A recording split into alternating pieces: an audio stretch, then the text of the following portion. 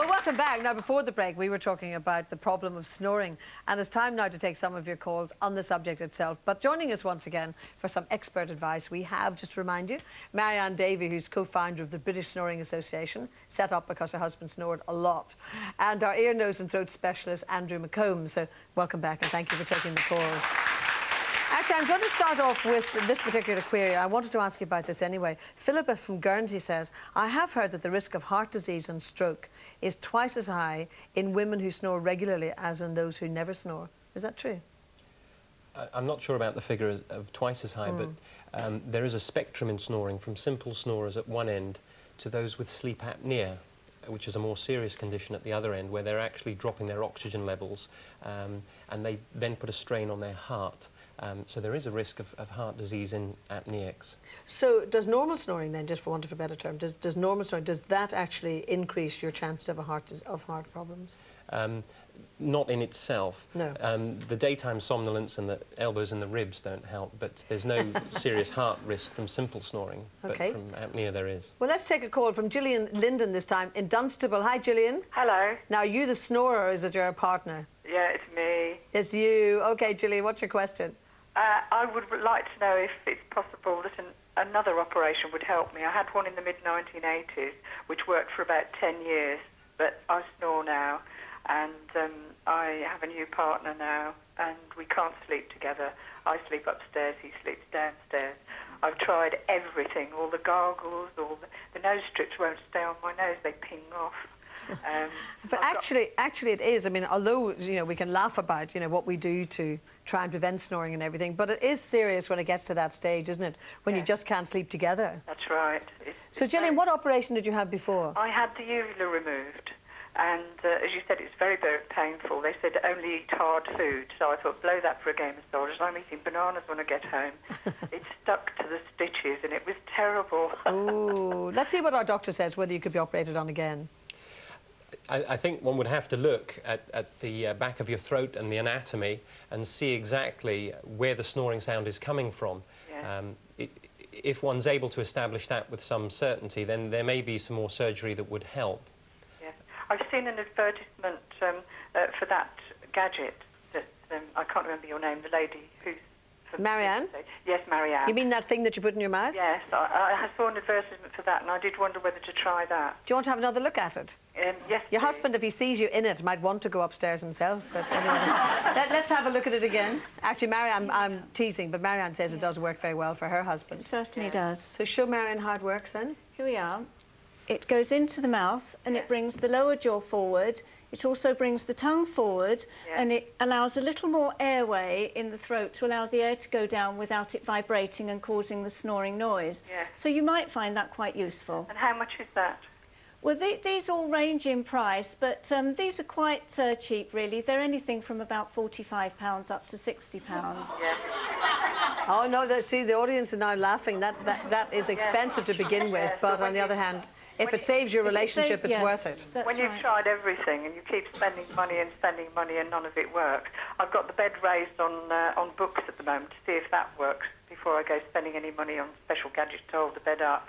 Well, Gillian, I'll tell you what we're going to do. We'll put it on 5 text so that you know, have the telephone number, etc., and the exact price as to where you can get it. Thank you. Thank you very much, and good luck. OK, bye-bye. Bye. And Mavis Daniels is in Blackpool. Good afternoon, Mavis. Good afternoon, Gloria. Now, are you the snorer? No, my husband. Your husband, and are you demented? Oh, sometimes I have a drink and that makes me sleep, you know, and I don't hear anything. Feel no pain, Mavis. I know. Now, how long has he been snoring? Oh, years. We've been married 40 years and he's always snored. So how do you cope with it? I mean, apart from having the odd drink? Well, sometimes I'll go in the other room, but he's got an appointment in about 3 weeks' time to go to the hospital, and they're going to instruct him to use this machine. What it is, I don't know. He's got to bring it home that night, use it, and then take it back the following morning. So I was wondering if the doctor knew what it was. Andrew? I'm fairly certain that that'll be a home sleep study that he's going to have. Right. It's something we haven't talked about so far, but one of the key investigations for snorers is a thing called a sleep study, which is where you sleep in hospital or at home, wired up to a little gadget, and it tells you whether you are a simple snorer or whether, in fact, your husband has got this more serious condition of sleep apnea. He has got apnea. He has got apnea. Another thing I find with him is always dozing off.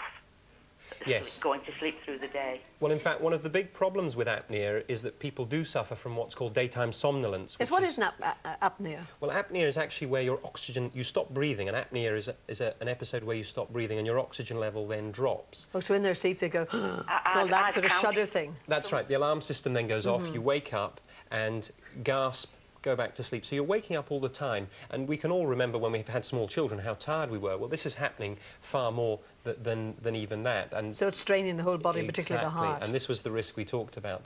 And there's certainly good evidence that these people are at higher risk of road accidents or accidents anyway. The other machine that would come next after the sleep study is what's called a CPAP machine, which is like a little air pump that splints open the soft tissues that we were talking about earlier. And that shall hopefully help him sleep better and get round the apnea problem. So Mavis, happier days ahead, hopefully. I've counted sometimes when he's took that deep like that, you know, and I've counted 60, 70 seconds, and I've nudged him, you know. And as if he doesn't breathe. Pardon? You mean as if he doesn't breathe? No. Frightening for you, because you're lying awake then half the night listening for it. Yeah. Well, Mavis, keep in touch with us. Let us know how the operation works, will you? OK, Gloria. Thanks a lot. Bye-bye. Okay, bye. A very quick question from Rachel Burns, who's in London. Hi, Rachel. Hi, how are you? Very good, thank you. And your question? Basically, my partner and I we're about to get married. We've been together for 6 years, and he's only 25, and his snoring has worsened recently. His father snored, which I've just discovered, and I wondered whether it's hereditary and will it actually get worse. There sounds a bit of desperation in your voice there, Rachel. Will it get worse? Yes. Can it be hereditary?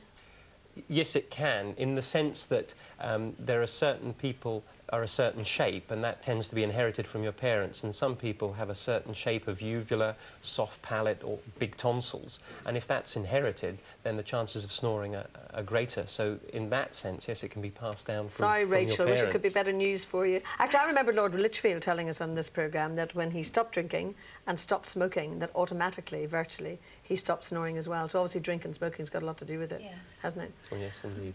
Rachel, bye-bye. Thank you very much indeed, and thanks to both of you for coming in with the devices, of course, Marianne, and to our doctor for advice. Thank you very much indeed. Now, in just a moment, it's time for a spot of music. But first, here's a note for your diary, especially for you absent-minded sons and daughters.